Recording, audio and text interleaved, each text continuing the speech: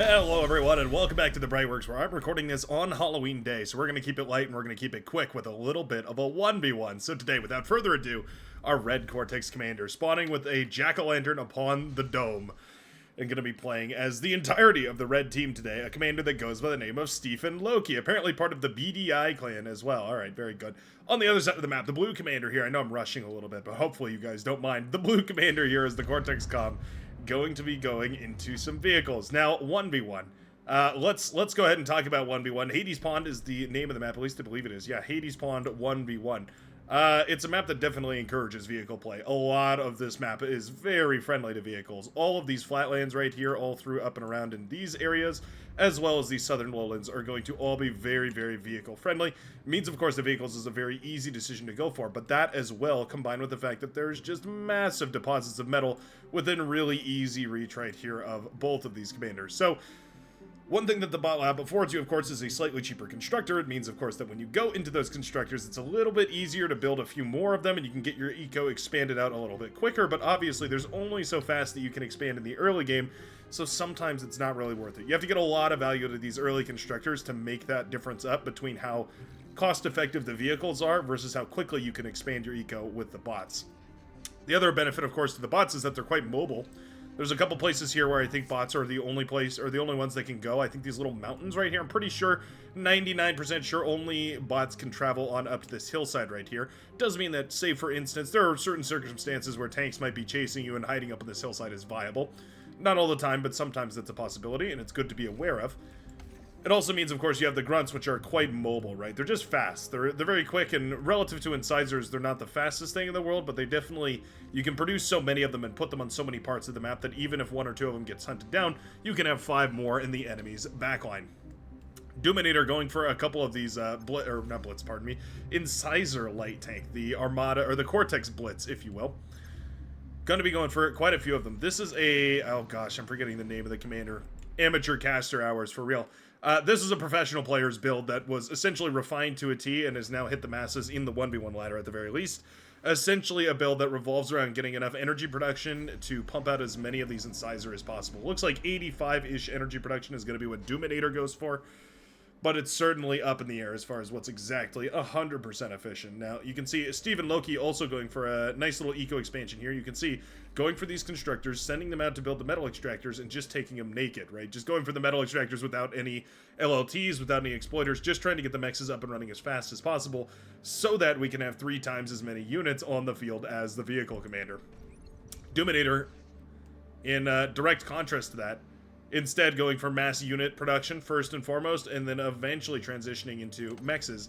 But you can see the economy is very, very thin right here for the blue commander. Despite all that, because of the whole metal income situation right now, the red team, or the red commander, is in the lead. But of course that lead diminishes over time right here as more and more resources, or pardon me, the blue commander is in the lead as far as total metal produced. But that does go down eventually as slowly but surely these units do come out of the laboratories here, as well as these laboratory, or these metal extractors, pardon me, coming up and online. Every one of these that does get set up is going to start cranking out metal, and you can see very rapidly that difference is being made up here. So, metal advantage just about to be overtaken right now. The blue player is by the red. That's going to be Stephen Loki moving forward with more metal on the field than the blue commander. Obviously, these can fluctuate more or less right now, but as time goes on, that advantage only continues to grow. So we need some value right here from the blue commander with all these incisors, and I think there's definitely more than enough of them to find it here. Yeah, constructor, metal extractors, even the grunts should all be forfeit, as that's 5 incisor moving forward. Definitely going to be more than difficult to deal with right here for the meager forces of the red commander. Obviously, the other benefit you get as a bot player, you get a lot of benefits to make up for the fact that your units are relatively fragile compared to the vehicles, is of course the res bot, which is humble but definitely powerful in the sense that it allows you to easily get your units back into the fight and also get your enemy's units back into the fight. Yeah, an often overlooked but definitely very useful thing to keep in mind is, of course, that those enemy units are just as viable on the enemy side of the map as they are on your side of the map against yourself. Here we go. Here's one of those weird situations where the vehicle walking up hills can be really useful. Oh, Constructor barely gets away right there from those incisor. Nicely done by the red commander. A wonderful extraction right there of this lovely con who's just been going ahead and going over on this side, and it looks like we're just going to send a replacement constructor to go eat up all this metal and eventually build all those metal extractors here as well. This is the time where you really are hoping to send some grunts across the field right now. Stephen Loki having a little bit of a build power shortage here. Yeah, the commander needs to jump on top of this production center and just start cranking out units as quick as possible right here. Commander sitting idle is definitely not what we want to see. There we go. Commander jumps into the fight right now, but these incisors are still finding value over here, yeah. Rascal also finding some value, popping one of these metal extractors over here, and it looks like we might get the other two as well. So this is the issue, right? We went for the greedy expansion, but now that's biting the red player in the face because all that metal advantage, that nearly 1,000 metal advantage that the red commander has over the blue at this point, is now slowly diminishing as the metal extractors come offline here. This constructor going to start rebuilding this area. More and more grunts coming out of the laboratory. The Resbot definitely making up the difference here, keeping the red commander in the game. We also have a Resbot eating up the energy crystals is very nice. We have Duracell energy crystals, not sponsored, but this is where Duracell gets their batteries from, so they just harvest these crystals and put them in a little tin can. That's how all the, or a lot of the energy is coming back to the red commander right now. About 50 energy, I believe, per second when harvesting those crystals. Just want to check that really quick. Yeah, about 50 to 60 energy per second, depending on what crystal you harvest and how many constructors you have and all that sort of stuff. But essentially about 50 energy per second per Resbot eating up energy here. We do have the incisors getting real low, but also only one of them is pretty low. As they die here, of course, their effect diminishes. Their snowballing trails off here, and eventually the grunts are going to get the upper hand. I think these incisors stuck around just a little bit too long, and now all their corpses are going to be forfeit to the red commander. Now, this was a monumental sum of damage right here, but on the back of this, we've barely just gotten LLT up, and we haven't even expanded the metal extractors here, so we've really pushed our economy to the limit. Doominator has, that is. Push the vehicle economy to its very, very bare bones limit. At this point, we're sending more and more vehicles across the map. Looks like some incisors going to be trailing down in this direction as well. More grunts to intercept, though, and as long as you can resurrect or reclaim those corpses, this really isn't a bad fight for the red commander. Now, the one thing is the incisors do outrange the grunts, so you have to be careful when they're kiting like this. Those incisors can be really brutal against the grunts. In the same way the grunts can kite against the pawns from the Armada faction, the incisor kites the grunt, right? So it's sort of this cat and mouse game where you have to jump on top of the incisor without necessarily allowing them to retreat. You have to jump in and fire at them and then pull your forces back. Very tricky to manage, but if you can pull it off, you can take efficient fights. For Cortex versus Cortex, the shape of engagements really matters a lot because both of these, all of the units for Cortex faction, right, all revolve around having high health, high sustain, relatively high damage. It means that one of the biggest contributing factors to who can win a fight of core versus core is just who can use more of that flanking bonus, and that's about a 90% damage boost, depending on what side of the unit you're firing from. It means that the bigger concave, which is usually won by whoever has more units generally, typically means you're going to win the fight here. So this is a huge opportunity for the red commander. Loki kind of running away from this fight, but I think this is really quite a good one. Yeah, there we go. Grunts jump on top of this, and I think that's exactly the engagement they were looking for. Beautiful surround right there from the red commander, and manages to flash down those tanks in an instant. This is exactly the kind of trade you're looking for as a bot commander going up against vehicles. You need these really inefficient trades so that you can eat up all this metal and turn it back into either more bots on the front line or resurrect/reclaim it so that you can turn it into just a whole bunch of metal economy, right? Turning it into build power, turning it into units, turning it into whatever you so can. More incisors coming across, though. We do have the Resbots patching things up wherever they can. Always good to see that, of course. And with the incisors resurrected here, I think this is going to be more than enough force to deflect these incisors. Yeah. The blue commander now losing forces a little bit too willy-nilly right now. Don't like the trades that we're suddenly taking. We are expanding, though. That's the saving grace right now, is that Doominator has expanded. But it's definitely a rough situation right now. 46% metal advantage means, yeah, nearly double the metal produced right here for the red commander. Or, pardon me, nearly 1.5 the total metal produced right here. But you can see the overall metal income is quite high as well. It's time to abandon the age of the incisor because, of course, the incisor just doesn't really have enough sustain to go up against the size of the army. The red commander survived the early stages of this, right? This is kind of the, I'll poke you and see if I can get anything done, but that really hasn't worked out so well for Doominator. So now, going to have to change directions here and try and hope to find some angles that aren't otherwise exposed. But really, yeah, running out of options here. One option, of course, is to overwhelm the actual commander itself. Everything hinges on whether this commander stays alive or not. So there are certainly situations where this commander goes down and you manage to snipe the game out from underfoot. We also have a critical metal overflow right now. Yeah, that doesn't look good. If we pull up the statistics page, you can see metal excess is nearing 400 right here for the Red Commander. Not a lot right now, but things like that can add up really quickly without you paying attention to them. Easy to lose track of how much metal you've overflowed, and suddenly you've got a T2 Labs worth of metal that's just been evaporated into thin air because you didn't have a storage for it.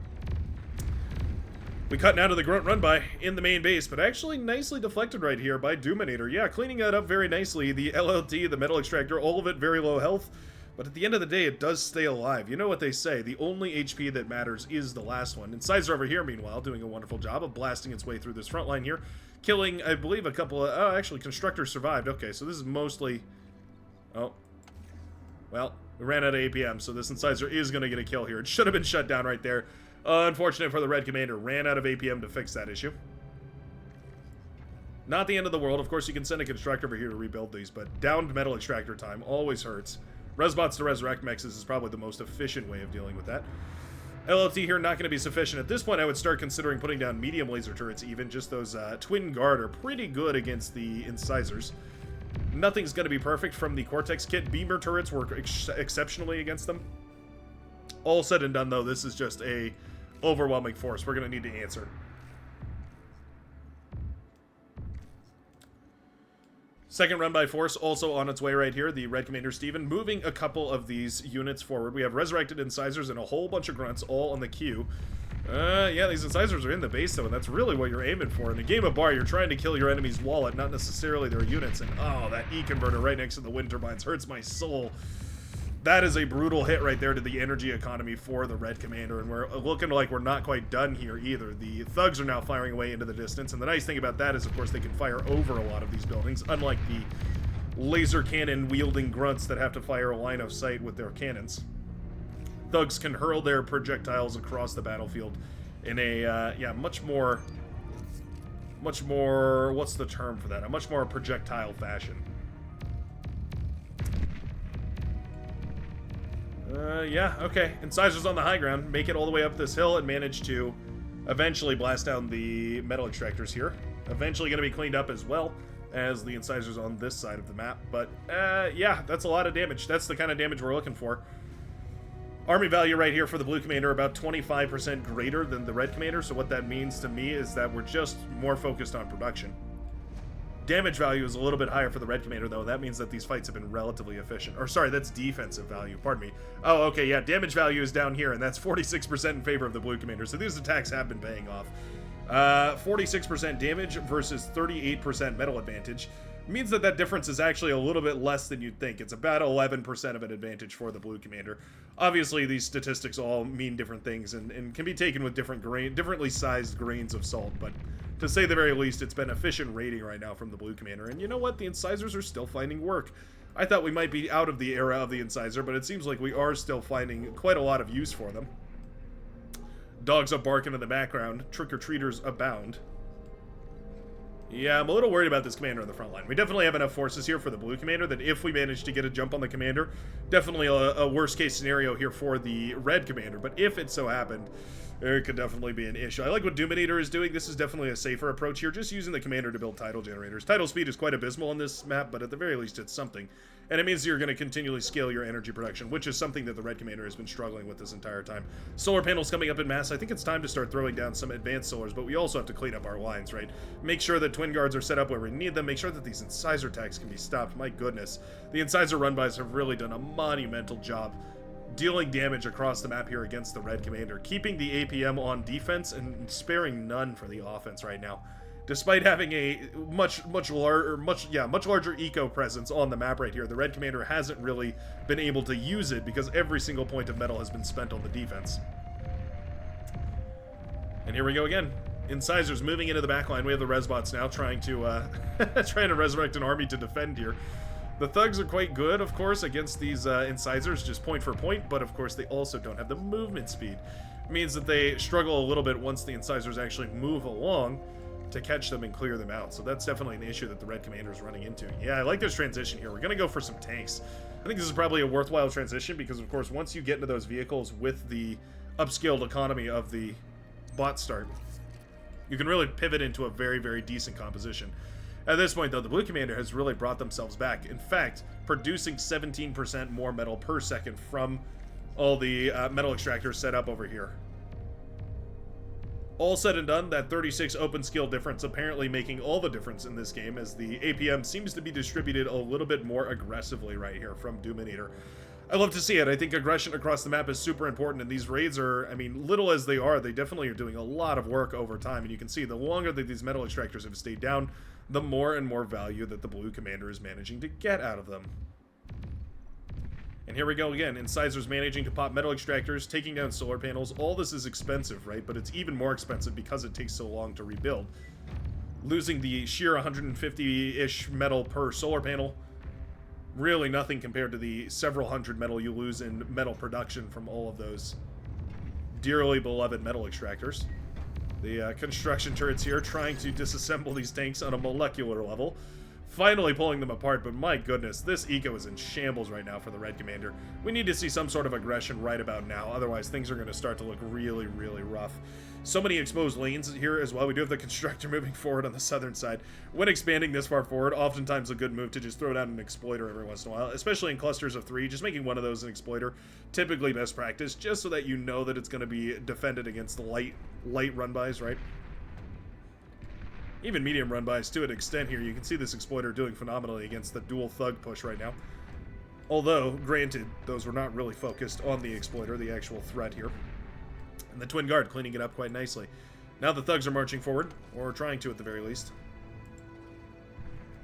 It's the first aggression we've really seen from the red commander, the first committed aggression with any reasonable number of units. Those run-bys in the early game were nice, but we haven't seen a single one of those for the entire rest of this game.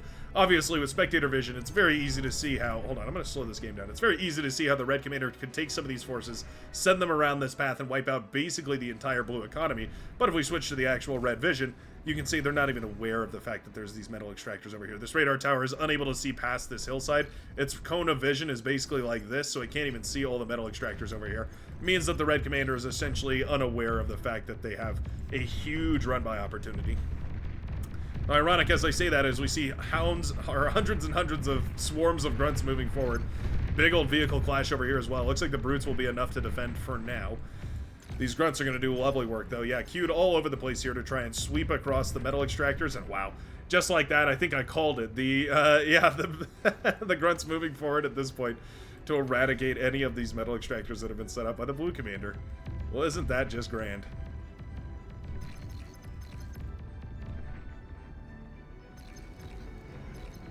With the blue army pulled back in order to try and intercept these forces, I like the move that the red commander is making here. Steven pushing forward with the vehicles now that they're out of position to try and engage this static defense pork up here. Low energy means these defenses aren't firing at their full capacity either, and once we have the high ground of this hill at our backs, it's going to be way easier to fight down into the blue composition. So I think I like this play. We just have to commit to it. Obviously scary to make that commitment without knowing if your units can really win it. But the LLTs are basically all down, which means that really all that remains are a couple exploiters and the constructors, which pose very little threat in all reality. Dominator resigning to a counterattack instead of trying to defend that whole aggression, hoping that the red commander will pull forces in order to deal with all this. The LLTs firing away, doing decent damage to the tanks, but really not a solution here, as more they are a stalling tactic, right? A way to make the defense a little easier, not necessarily a way to defend. Riot cannon firing here as well. Riot tank, that is. Legion has access to the riot cannon, not Cortex, which is a little bit interesting. I think it's pretty cool, though. Medium tanks breaking into the backline. Despite all this aggression right here, most of it's going to be defended. We have units in position. They're ready to intercept all this. Commander with the D-gun right there as well. What a base trade. My goodness. Brute tanks in the backline right here for the backline of the red commander for the blue commander. And shredding anything that they can get their Gauss cannons on. What a lovely series of hits right now, as suddenly tons of solar panels are going down. The solar panel production still ramping up right now. A couple of advanced solar panels, you're in a good way, but really the big problem here is that the build power has gone down. So we need to see those construction turrets turn back on. Otherwise, we're going to be leaking metal like crazy. Surprising to see we didn't see T2 either. At about 40 metal per second, you're pretty much good to go T2. Neither of these commanders, however, opting for that. With a massive field of metal available for the reclaim, It's a ripe time to go ahead and go for that T2. Brutes, medium tanks still in the backline, though, tearing apart these mexes. Love the multitasking here. One of the most impressive things about the 1v1 is, of course, just how much each of these commanders is able to micromanage. To varying degrees of success, of course, but impressive nonetheless. Incisor's going to fall right here, but the medium tank's still getting immense value. Always good to see a medium tank rolling past the metal extractor and blasting it down in 2 or 3 shots. Constructor up north still building metal extractors, though. You know, I don't even mind it. Like, these mexes are going to provide their value, and for every metal extractor that's killed out here, if we just build another one somewhere else on the map, it really nullifies that damage quite nicely. But yeah, these were never dealt with, and I think one transition I'd love to see here is just an air transition. Red Commander overflowing so much metal. Let's take a look at those stats now. Oh my goodness. 2,000 metal. Boy, I called it with the T2 lab. 2,000 metal now down the drain right here for the Red Commander, just because didn't throw down a metal storage, didn't throw down enough solar panels to produce put all the metal out on the field. At this point, it comes down to just not having the specific foresight to see that metal could be spent or could be saved. Either one of those would have been a good option, but losing it into nothingness is definitely not how you want to play this game. You can imagine 2,000 extra metal of tanks on the field. I mean, this composition alone is 5,000, right? So that turns a rather bad fight into a relatively decent one.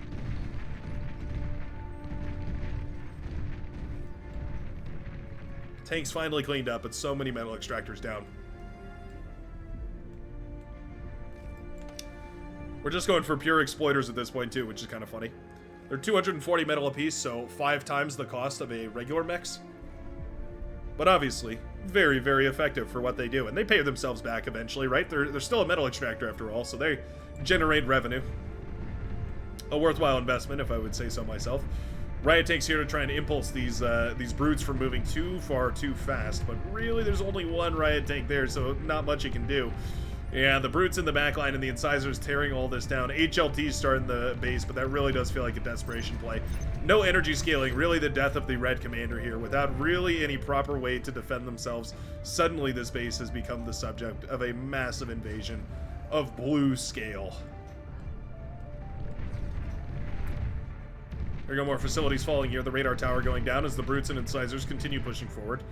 The LLT is not much of an effect against the brutes. Yeah, their armor plating is dense enough to even go up against some of the stronger static defenses. Lightning or flamethrower turrets typically a little bit better at dealing with those medium tanks, but at the end of the day, they just have so much HP that they're really difficult to deal with for even basically any static defense. T1 anyways. Here come the medium tanks. Rolling in. Steven in a lot of trouble. A pincer maneuver. A beautiful pincer maneuver. Let's get a good high arc perspective of this pincer maneuver coming in here.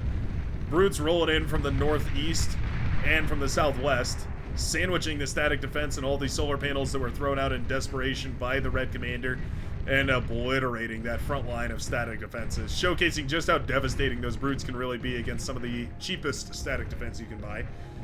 Obviously, Exploiter not firing at the mexes here is a little bit strange. Obviously, a massive wall of tanks. Going to be difficult to deal with here. I think the transition I want to see right now from Steven is air into a bunch of shuriken. Really, the only way to do that quick enough here is with the build power, though. So you'd essentially have to cut your tank production or cut some other kind of production, right, in order to make room for that. Where do the resources come from is always the biggest question beyond all reason. Nobody's sacrificing any commanders in 1v1, so they have to come from the field somewhere. Yeah. There we go, though. Riot Tank doing a great job, actually, of impulsing a lot of these brutes here for the blue commander. Yeah, making it difficult to push forward right now. I like it. I did see some resbots were still available. Yeah, look at that. Resbots available here, trying to resurrect whatever they can from the bot era. Exploiter has been set up over here and is finally firing away. So strange that this Exploiter wasn't firing at these. I guess the LLT did the job. Weird interaction between all those. Advanced solar panels is what I need to see here. the amount of problems that would have been solved by the Red Commander going for a couple advanced solar panels just to garner the edge of that energy production curve, it's pretty immense. These tidal generators have been quite nice here as well, providing quite a lot of stable energy production for the blue commander. Are they? I believe they're less efficient than a solar panel. Somebody can check that. 150 metal to 20 energy apiece versus 150 to 50, or pardon me, what is it? Closer to 90, I think. Yeah, 85 for 15 energy apiece. My quick maths tell me it's not very efficient whatsoever. Definitely less so than a fusion reactor. I'm not sure how low it has to get before it's less efficient than a solar panel. It'd have to get pretty low, though. Solar panels are that bad that it would have to be really, really low. Alright, red forces moving out. This looks like a Hail Mary to me. We're sort of sending the forces as the blue army is encroaching on the base, maybe hoping for a base trade, but at the end of the day, there's really nothing to defend. We could have gone mass riot tank. I suppose that's always an option, going for those riot tanks in order to just impulse the entire army as much as possible to slow it down. Sometimes they can buy you the time that you need, but really there's just not enough force right now, and I think this riot tank is as good as toast, alongside basically every other unit here. There we go. Main facility crumbled right now by the blue tanks that just stampede their way across the battlefield, taking out the main facility. Oh, commander getting real low, though. Doominator's commander down to 18% HP. Very, very low HP for the blue commander. The red almost with the snipe right there, but barely manages to dodge out into the water here before being killed. Stephen Loki moving in, not giving up hope because there's still one option, and of course it's to move in for the comm v comm. Oh, we're moving in for the kill here. The red forces need to essentially escort the commander to the, well, other commander. The blue, they have to escort the red commander to the blue commander. All of these firing out into the ocean is so funny. Okay, it comes down to this. Steven has to get in there and laser down the blue commander before it can do anything. Do we have vision yet? Oh, we're about to. There he is. The commander is spotted. It all comes down to this. Fire the laser beams. No way. Enough damage was done with the tanks. I think Steven has managed to steal the win right here with no bases remaining. Manages to snatch the victory with a comm versus comm commander snipe in the pool. It all comes down to a fight to the death between the two leaders of the red and the blue army. Wow, what a way to end that game. You had Doominator winning every award right here, but the red commander taking the win in this bizarre way to end a 1v1 and beyond all reason. I am speechless. That is a stunning turn of events right there. A beautiful play from Stephen Loki, not giving up despite the base going out. I know a lot of commanders, myself well included, would have considered that a GG moment, but Stephen had the foresight to think, hey, maybe there's one last way to close out this game. What a brilliant match between these two commanders. Thanks a ton for watching. If you did enjoy, please feel free to hit that like button and subscribe, all that good stuff down below, and I will see you in the very next game, Beyond All Reason. Peace out, everybody.